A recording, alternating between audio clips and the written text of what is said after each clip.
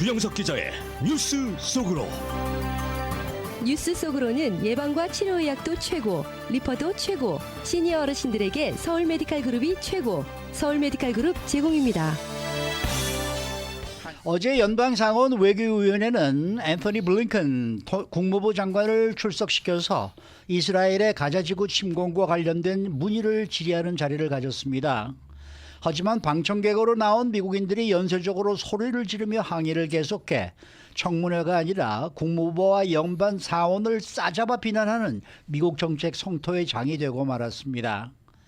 린지 그레엄 공화당 상원 의원은 네타냐후 이스라엘 총리에 대한 국제형사재판소 ICC의 전범 비소에 대해서 강력하게 대응을 해야 한다라고 촉구하고 나섰습니다.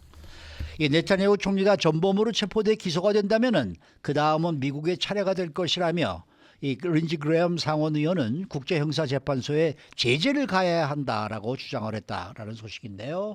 조영석 기자. 안녕하십니까? 어제 연방 상원에서의 청문회 상당했던 모양입니다. 네, 그렇습니다. 외교위원회가 열렸는데요. 이스라엘과 가자지구 문제를 다룬 청문회가 개최됐습니다. 앤서니 블링컨 국무부 장관을 출석시켜서 질의응답을 진행했는데 굉장히 어수선한 분위기였습니다.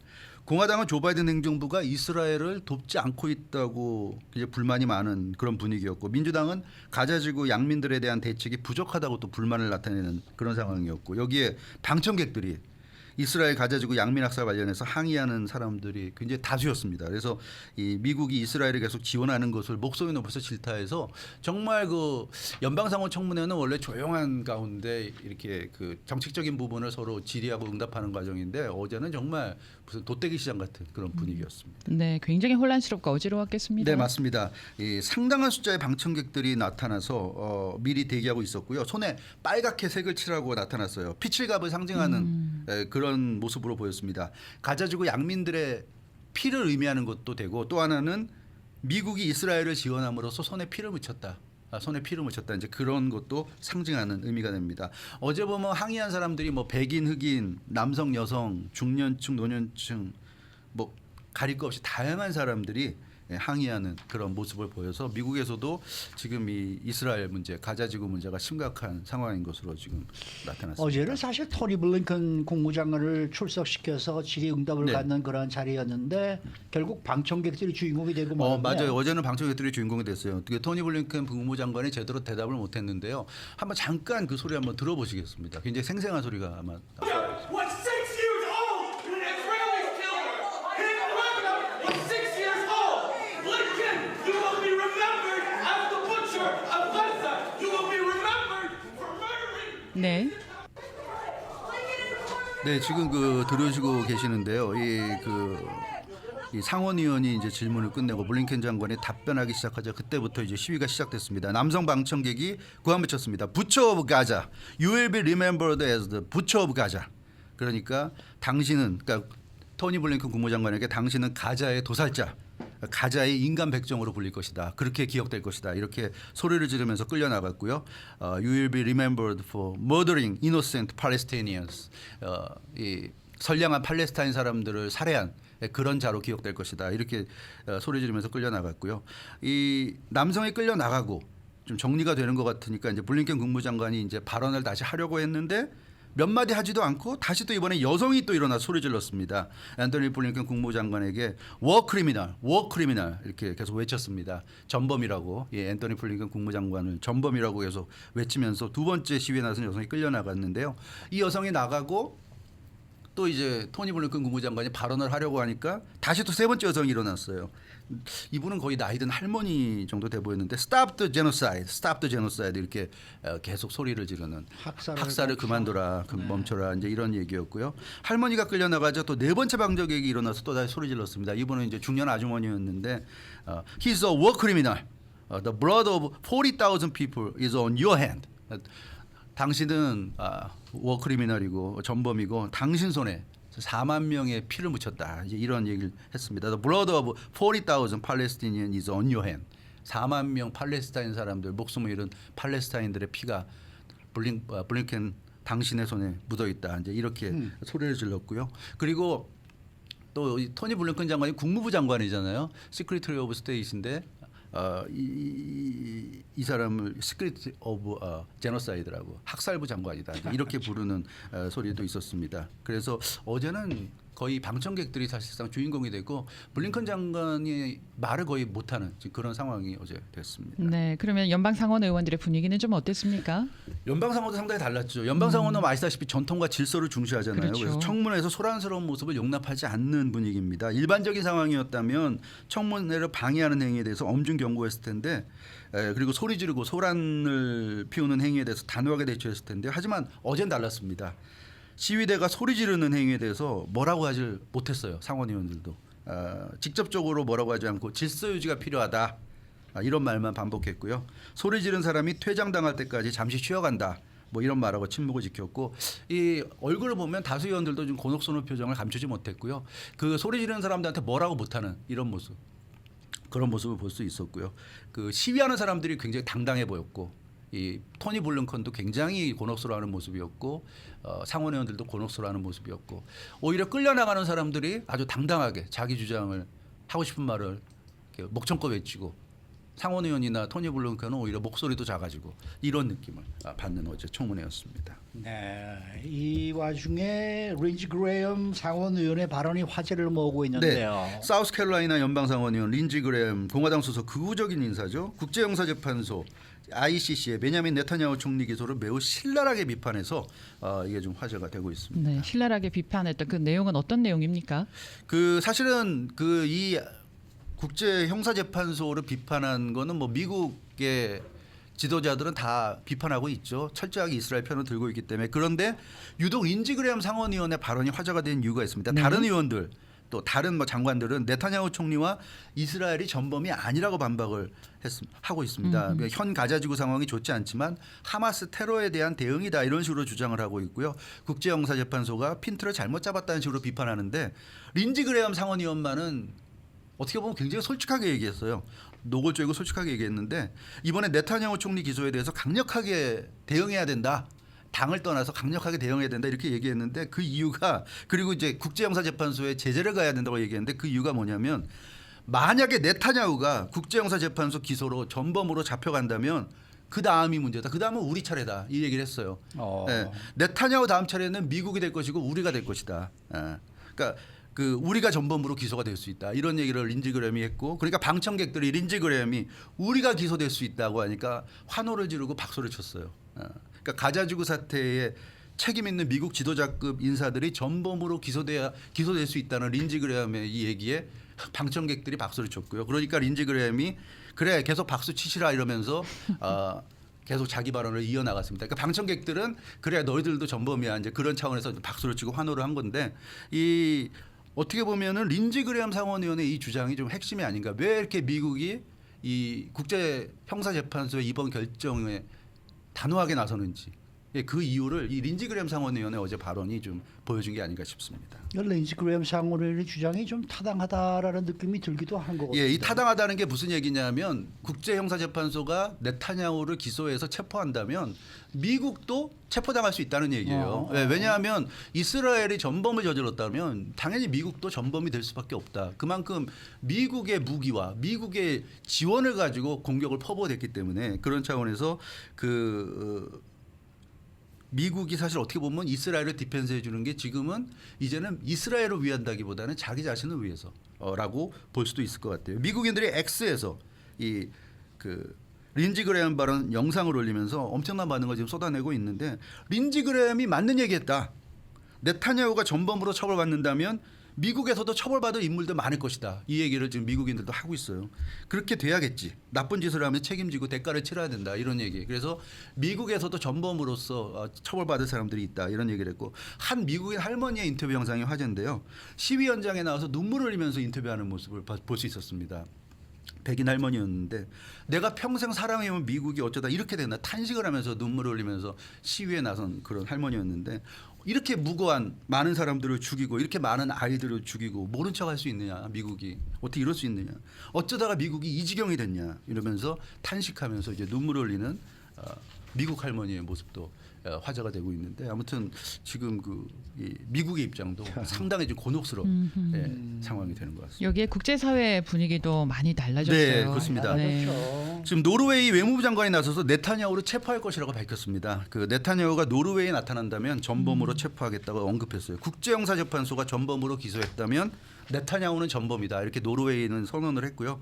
세계 모든 국가들은 국제형사재판소 결정을 따를 의무가 있다. 미국이 지금 국제형사재판소에 제재를 하겠다고 하니까 노르웨이는 이제 미국을 한 소리를 한 것 같아요. 국제형사재판소 결정을 따를 의무가 있다 이렇게 얘기했고 아일랜드는 오늘 팔레스타인을 국가로 인정한다는 방침을 붙였습니다. 그래서 그동안 팔레스타인을 국가로 인정하지 않았는데 이제는 정식 국가로 인정한다고 아일랜드가 그랬고 스페인도 노르웨이, 아일랜드에 이어서 팔레스타인을 역시 국가로 인정하겠다고 지금 방침을 붙였습니다. 이 세 개 나라 노르웨이, 아일랜드, 스페인은 오는 28일 다음 주 화요일에 공식적으로 이제 팔레스타인을 국가로 인정한 계획이고요. 유엔 회원국 193개국 가운데 130개국 이상이 지금 팔레스타인을 국가로 인정하고 있는데 계속 지금 늘어나고 있는 그런 상황이고요. 남아공은 네타냐후와 하마스 지도자를 모두 전범으로 기소한 국제형사재판소 결정을 적극 지지한다고 밝혀서 지금 미국이 강하게 뭐 국제형사재판소를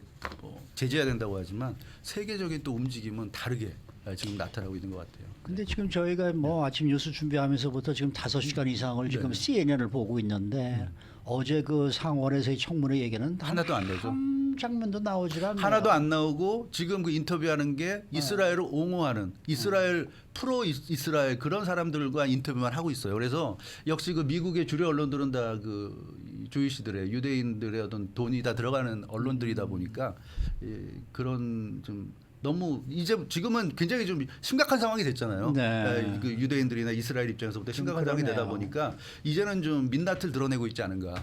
미국 언론들이 좀 그런 느낌마저 드는 상황입니다. 네, 수고 많으셨습니다. 주영석 기자였습니다.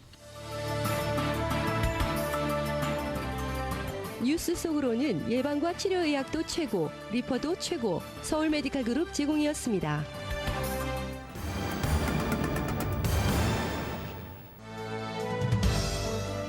박현경 기자의 인사이드 아메리카. 네, 캘리포니아주의 이 중간 주택 판매 가격이 90만 달러 이상으로 높아졌습니다. 사상 처음으로 이 90만 달러를 돌파한 것인데요. 또 이건 미국에서 마리화나를 매일 또는 거의 매일 피우는 사람 수가 매일 또는 거의 매일 술을 마시는 사람보다 더 많은 것으로 나타났습니다. 박현경 기자. 네, 안녕하십니까. 지금 캘리포니아주에서 집을 구입하려 한다면은 어디를 가건 90만 달러 이상을 줘야 할 가능성이 높다는 얘기 아니겠습니까? 그렇습니다. 지난달, 그러니까 4월 캘리포니아주 기존 단독주택의 중간 판매 가격이 처음으로 90만 달러를 넘었습니다. 중간 주택 가격이라는 건 잘 아시다시피 주택의 절반은 그보다 더 높은 가격에 또 다른 절반은 그보다 더 낮은 가격에 판매되는 그 중간 값이죠. 네. 중간 주택 가격이 90만 달러라는 건 캘리포니아주에서 주택 가격이 얼마나 감당할 수 없을 그런 수준이 됐는지 잘 보여주는 충격적인 수치란 평가입니다. 네. 그러면은 지난달 캘리포니아주의 중간 주택 가격은 정확하게 얼마였습니까? 네, 90만 4,210달러였습니다. 이번 데이터는 캘리포니아주 부동산 중개인 협회에서 발표를 한 건데요. 1년 전인 작년 4월보다 가격이 11.4%가 높아졌습니다. 와, 1년 사이에. 네, 그리고 불과 2년 만에 10만 달러 이상 상승한 겁니다. 어마어마하게 올랐네요. 근데 이렇게 주택 가격이 오른 것이 더 눈에 띄는 이유가 있는데 문제는 이 모기지 금리가 상당히 높은데도 불구하고 이렇게 올랐다는 게 주목할 만한 얘기 아니겠습니까? 맞습니다. 작년 하반기에 비해 조금은 낮아졌다고는 하지만 모기지 금리 여전히 많이 높은 편이죠. 국책담보대출업체 프레디맥에 따르면 지난주 30년 고정 모기지 평균 금리는 7.02%였습니다. 코로나19 팬데믹 때 3% 밑으로 떨어졌던 때와 당시보다 2배 이상 더 높은 건데요. 높은 주택 가격과 높은 모기지 이자율로 한 세대는 지금 주택을 감당하기 가장 어려운 시장 속에 있다는 평가입니다. 앞서서 계속 나온 얘기입니다만 경제학자들은 많은 주택 소유주들이 이제 3% 미만의 그 모기지 금리 이자율을 포기하고 주택을 판매하려고는 하지 않으면서 극심한 매물 부족 현상을 초래해서 이 주택 가격 계속해서 상승세에 나타내고 있다고 말합니다.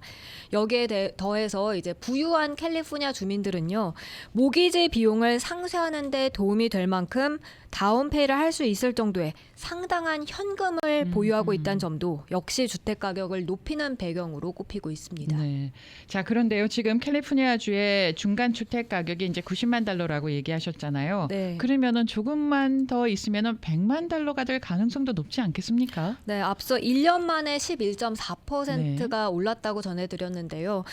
만약에 가격이 이렇게 연간 11%씩 계속 상승한다고 하면 캘리포니아주 중간 주택 가격은 2025년, 그러니까 내년이면 100만 달러 이상으로 오를 것이라는 계산이 나옵니다. 단순 계산으로 보면 그거 뭐 옳으신 말씀인데 실제 그런 일이 일어날 수 있을까요? 최근 시장 분위기를 보면 꼭 그렇지는 않습니다. 최근 몇 주 동안 보다 많은 주택들이 지금 시장에 매물로 나오기 시작했기 때문입니다. 일부 주택 소유자들은 저렴한 가격보단 새 주택, 그러니까 새로 건설되는 주택을 더 중요하게 여기기 시작하면서 기존 주택들이 매물로 많이 나온다는 분석입니다. 물론 매물은 여전히 극히 부족하지만요. LA, 리버사이드, 샌버나디노, 벤투라 카운티에선 4월 전체 매물이 2023년 상반기 이후 처음으로 그 전년도와 비교를 해봤을 때 더 넘어섰고요. 또 각 카운티마다 그 증가율이 최소 5%를 기록했습니다. 오렌지 카운티만 유일하게 감소세를 보인 카운티인데 그에 반해서 또 샌디에고 카운티를 보면 매물이 2달 연속 증가해서 1년 전보다 무려 18%가 증가했습니다. 자, 그러면은 그 정도 주택 매물이 증가했을 때 그걸로 과연 주택 가격이 떨어질 수 있을까요? 떨어지진 않을 겁니다. 네, 그에 관해서 일부 전문가들은 네. 공급이 증가하는 게 이제 주택 가격을 하락시키기에는 충분하지 않을 가능성이 많지만 네. 그래도 이제 지금 주택 가격 상승 속도를 좀 늦추게 될 것으로 보고 있습니다.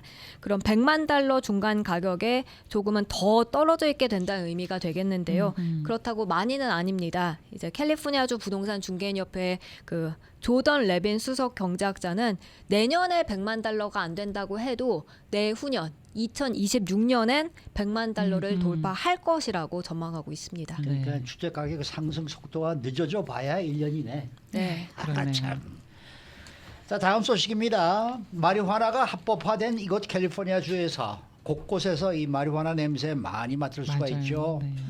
이 미국에서 매일 또는 거의 매일 마리화나를 피우는 사람들 수가 매일 또는 거의 매일 술을 마시는 사람들보다 더 많은 것으로 나타났습니다. 네, 지난 40년간 데이터를 분석해 본 결과 매일매일 마리화나를 피우는 사람이 매일매일 술을 마시는 사람 수를 처음으로 앞질렀습니다.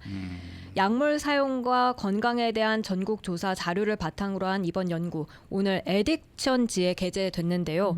카네기 멜론대의 대마초 정책연구원 조너던 콜킨스는 여전히 마리화나보단 술이 널리 퍼져 있긴 한데 그래도 2022년 기준으로 봤을 때 매일매일 마리화나를 피우는 사람 수가 매일매일 술을 마시는 사람보다 더 많았다고 밝혔습니다. 아니 그러면 얼마나 마리화나를 매일 피우는 사람들이 많은 건가요? 2022년 기준이라고 했는데 네. 그때 매일 또는 거의 매일 마리화나를 피우는 사람 수는 1,770만 명에 달했습니다.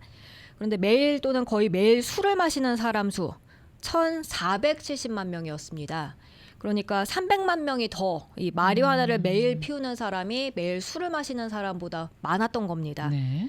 마리화나 전체 흡연자들 가운데 매일 또는 거의 매일 이 마리화나를 피우는 사람 비율은 1992년부터 2022년 사이 15배로 늘어났습니다. 숫자가 어마어마하네요. 네, 전체 이 마리화나 사용자의 약 40% 정도가 매일 또는 거의 매일 그렇게 마리화나를 피우는 것으로 조사됐습니다. 이건 전형적인 음주자들보다 흡연자들과 좀 더 관련이 있는 패턴이라고 이 콜킨스 연구원은 말했습니다. 대마초, 이 마리화나 사용이 연방정부 차원에선 여전히 불법이긴 하지만 사실 대부분 주들, 뭐 캘리포니아주도 마찬가지고 현재 의료용 또는 레크레이션용 마리화나 사용을 허용하는 공공정책 변화에 따라서 이렇게 마리화나를 매일 피우는 사람이 많이 늘어난 것으로 분석됩니다. 이 메릴랜드 의과대의 정신과 교수 데이빗 고렐릭 박사는요, 고빈도 사용자가 마리화나에 중독될 가능성 훨씬 더 높다면서 매일매일 사용하는 경우 이런 사람들이 늘어날수록 더 많은 사람들은 이제 중독에 걸릴 위험에 처하게 된다고 전했습니다. 그리고 마리화나 피우는 빈도가 높게 되면 아무래도 정신질환에 걸릴 위험도 높아진다는 지적을 함께 내놨습니다. 네.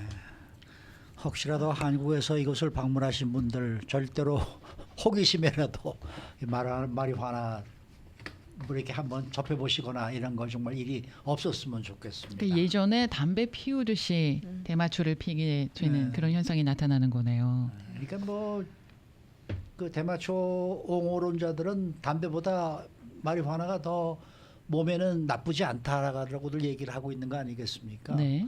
근데 뭐 어느 게 더 나쁘지 않다, 더 나쁘다가 무슨 관계가 있겠습니까? 안 좋은 건 안 좋은 거죠. 그리고 순수한 그 대마초만 사용을 하면은 좀 나을 수도 있는데 거기 뭔가가 계속 첨가되잖아요. 예, 화학 성분이 첨가되면 그거는 뇌에 엄청난 그 데미지를 주거든요. 그런 건 굉장히 위험합니다, 정말로. 도사님의 말씀이셨습니다. 수고 많으셨습니다. 고맙습니다. 박경경 기자였습니다.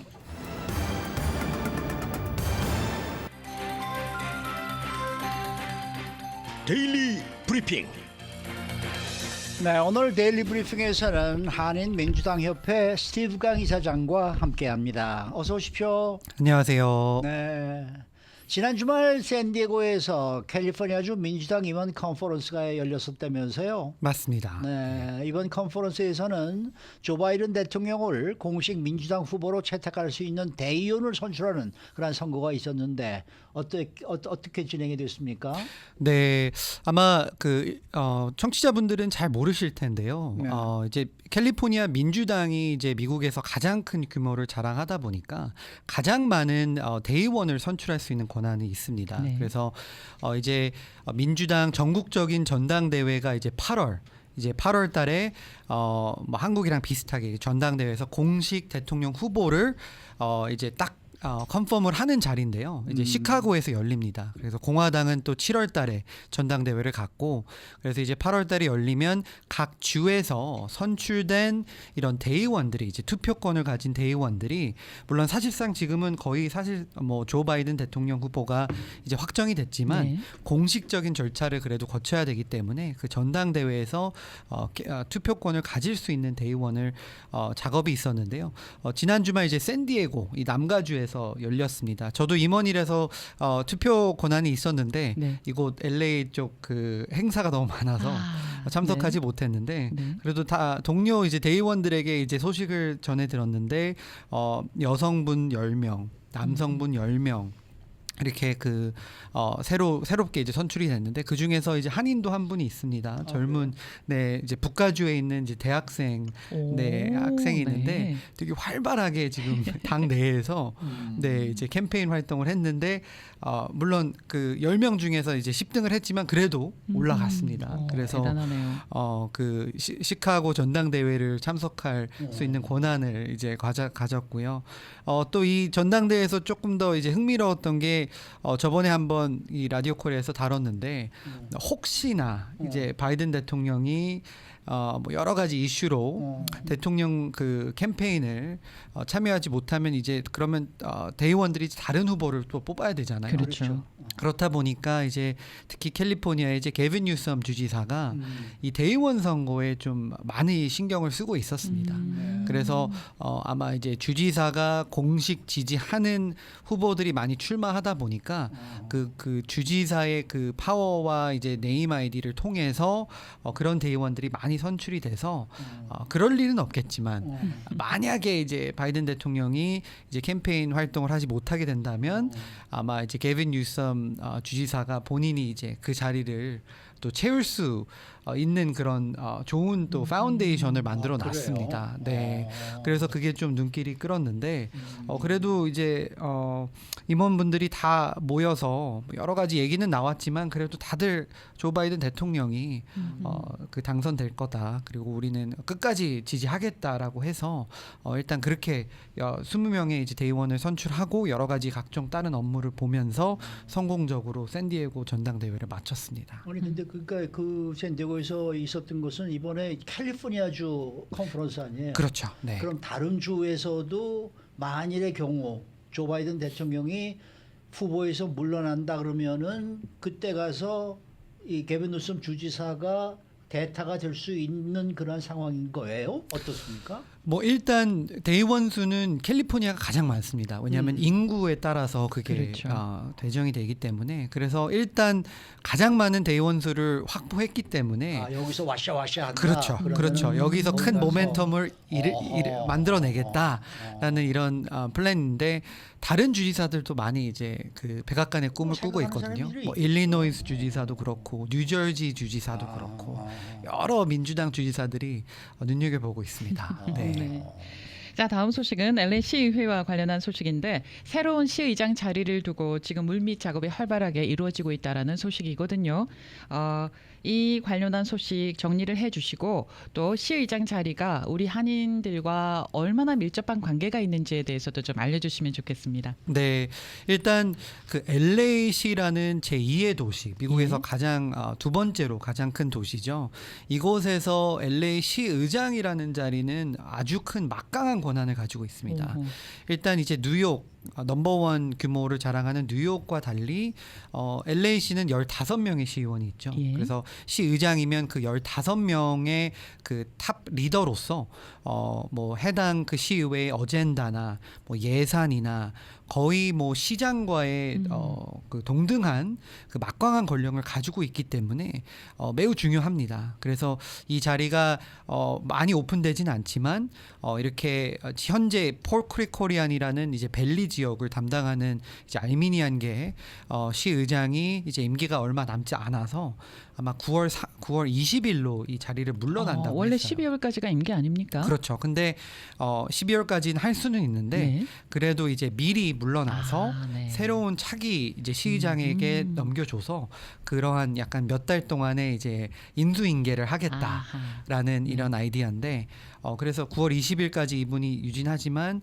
다음 이제 차기 시의장을 가지고 뭐 치열한 경쟁보다는 이제 조용히 뒷선에서 좀 여러 가지 이제 디스커션이 오가는 것 같은데요.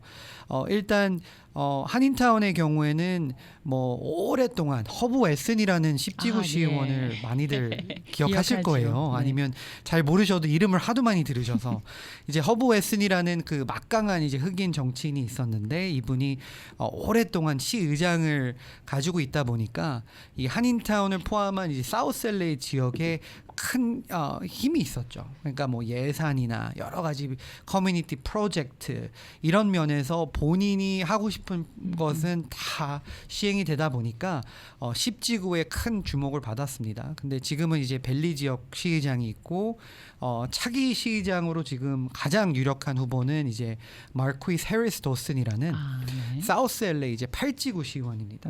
그래서 뭐 한인분들에게 좀 생소한 이름일 수는 있는데요. 생소합니다.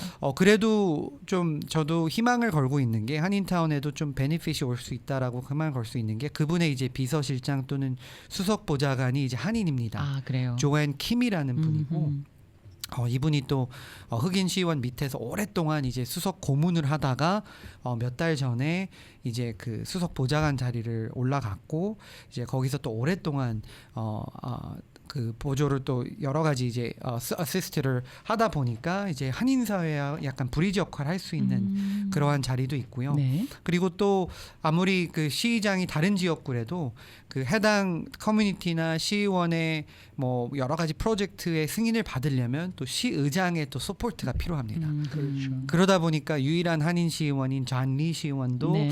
아마 이 마르퀴스 해리스 다슨 시의원을 좀 일찍부터 지지를 하는 것 같고요. 그러다 보니까 이렇게 일찍 지지하고 서포트를 준다고 하면 그런 본인 해당 지역구에 많은 베네핏이 또 이루어지잖아요. 예. 그러다 보니까 이런 물밑 작업이 많이 진행이 되고 있고요. 그다음에 저도 좀 기대되는 게 마르퀴스 해리스 다슨이 사우스 LA지만 이곳 한인타운을 자주 방문합니다. 아 그래요. 그리고 또 흥사단 그 아하, 예, 사적지 네. 네, 건물의 또 1등 공신이었기 아, 때문에 그렇군요. 그 본인 지역구 안에 있습니다. 네. 그리고 또 지역구 안에 흥사단 건물도 있고 해서 나름 이제 코리안 커뮤니티 또는 코리안 아메리칸 그런 역사에 대한 좀 관심도 많이 갖고 있어서 만약에 이분이 이제 예정대로 시의장이 된다고 하면 나름 한인 커뮤니티에게도 좀 관심을 가져주지 않겠나라는 좀 기대를 갖고 있고요. 또 마지막으로는 또 LA시라는 곳이 또 다른 그 뭐 시 뭐 얼바인이나 이런 다른 도시보다 더 시의회가 작다 보니까 네. 그 한 명의 시의원의 권한이 상당히 많습니다. 그렇죠. 네. 이제 크죠. 어마어마하게 많습니다. 네. 그렇기 때문에 이런 시의장 선거가 다른 뭐 연방 뭐 다 중요하지만 거의 뭐 이 해당 지역구의 뭐 탑 리더를 선출한다라고 생각을 하시면 되겠습니다. 서로 윈윈 했으면 좋겠네요. 맞습니다. 네. 아니 그런데 지금 아까 말씀하셨는데 그분의 보좌관 선임 보좌관도 한인이라고 말씀하셨잖아요.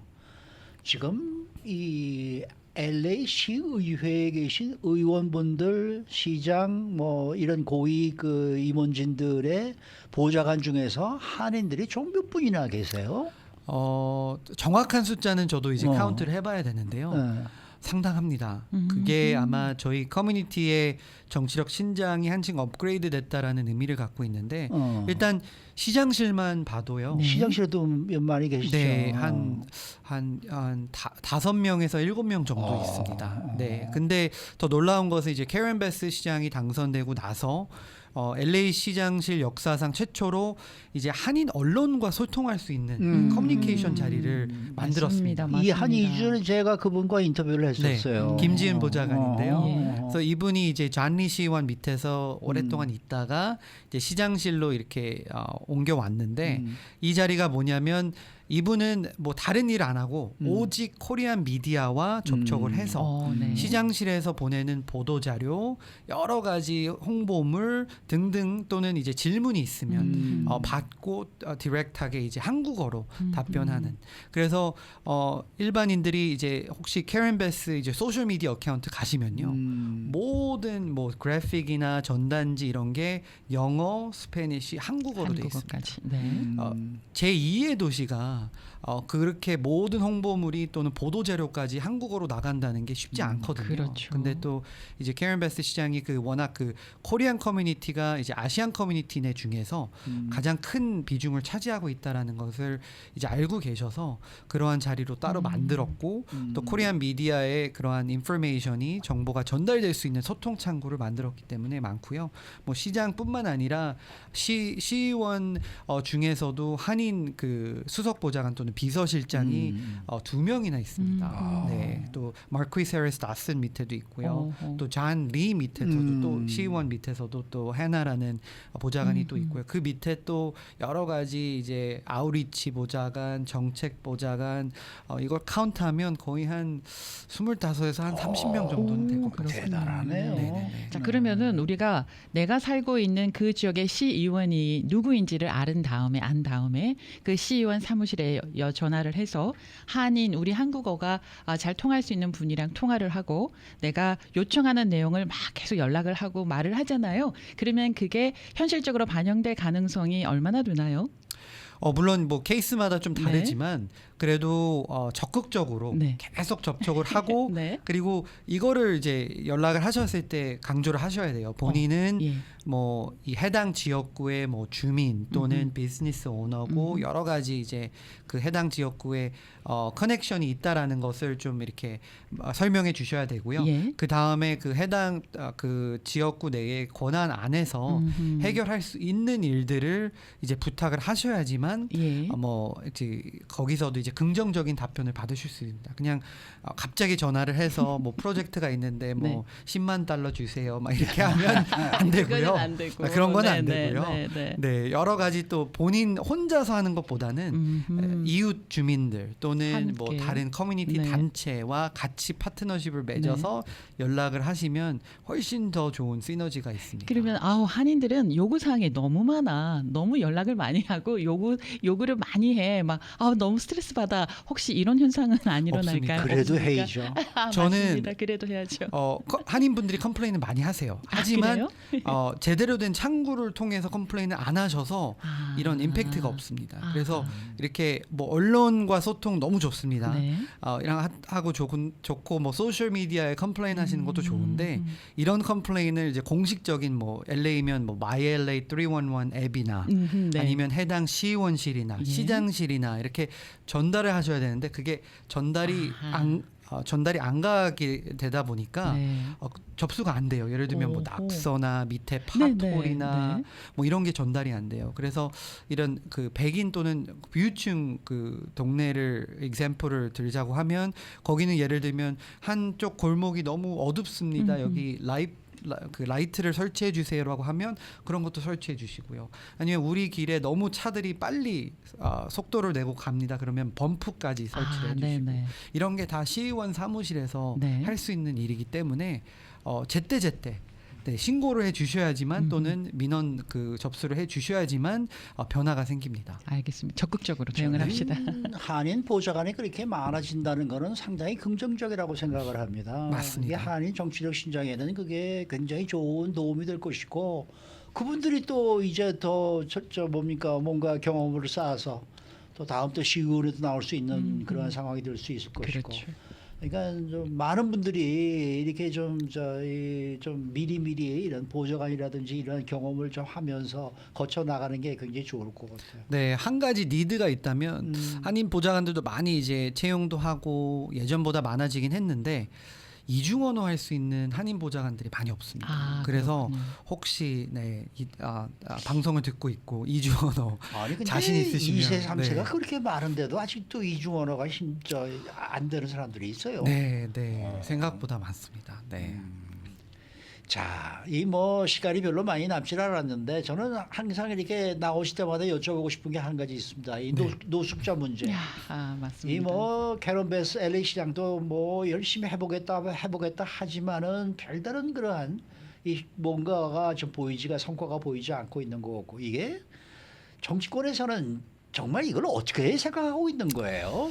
이제 LA 같은 경우에 이제는 뭐 월드컵, 올림픽 이런 게 다가오다 보니까 네. 물론 아직 몇 년 남았습니다. 그래도 이제 몇 년이라는 시간은 있지만 그래도 짧습니다. 그러다 보니까 지금 급한 마음으로 좀 노숙자 정책을 좀 빨리 해결해 보려고는 하는데요. 지금 LA가 문제가 뭐냐면 이 15명의 시의원 제가 언급을 했잖아요. 네. 그러다 보니까 이 시의원 지역구 안에서를 해결을 해야 되는데 한인타운만 해도 물론 대다수의 한인타운 지역이 이제 한 지역구로 이제 단일화는 됐지만 약간 보더라인에 있는 지역구가 많습니다. 예를 들면 뭐 올림픽하고 윌튼, 로텍스 호텔 있는 곳은 네. 다른 지역구고 하다 보니까 저도 최근에 이제 이 한인 노숙자 문제 때문에 제가 직접 나가서 동시 통역을 했어요. 예. 그래서 이 지역을 같이 걸어서 거의 한 15명의 한인 노숙인 분들과 대화를 나눴는데 저는 생각보다 되게 긍정적인 그 경험이었던 게 그동안 이제 여러 가지 이런 전문성 가지고 있는 에이전시가 나왔는데 한국어가 가능한 에이전시가 없단 말이에요. 네. 그러다 보니까 이분들이 소통이 안 되다 보니까 아파트나 쉘터가 마련이 됐는데도 그런 게 이제 커뮤니케이션이 안 돼서 이분들이 사인을 안 하는 거예요. 미국에서는 네. 모든 게 이제 법적 그런 근거나 뭐 컨트랙을 통해서 이런 게 이루어지는데 아파트가 있습니다라고 제가 설명을 드려서 거의 대다수의 그 노숙인 분들이 어그리를 하셨어요. 들어가겠다. 예. 사인까지 하시고. 네. 근데 그동안에 이제 아웃리치 하면서 한국어 이런 서비스가 없다 보니까 그래서 이번에 아마 그 해당 시의원 또는 시장실에서 그걸 보고 이제 언어적인 그 필요성을 많이 느꼈다고 합니다. 그래서 뭐 한국어뿐만 아니라 뭐 스페니쉬나 네. 다른 아시안 언어도 했기 때문에 근데 이제 노숙자 정책이 이제 지금보다는 좀 많이 바뀌어야 된다고는 다들 인정을 하고 있기 네. 때문에 때문에 아마 이번 예산이 이제 파이널라이즈 되고 나면 이제 조금 더 다른 획기적인 그 노수채 정책이 좀 나올 거라고 저는 기대를 하고 있습니다. 네. 기대해 보겠습니다. 오늘 말씀 잘 들었습니다. 네, 감사합니다. 한인민주당 협회 스티브 강 이사장 함께했습니다.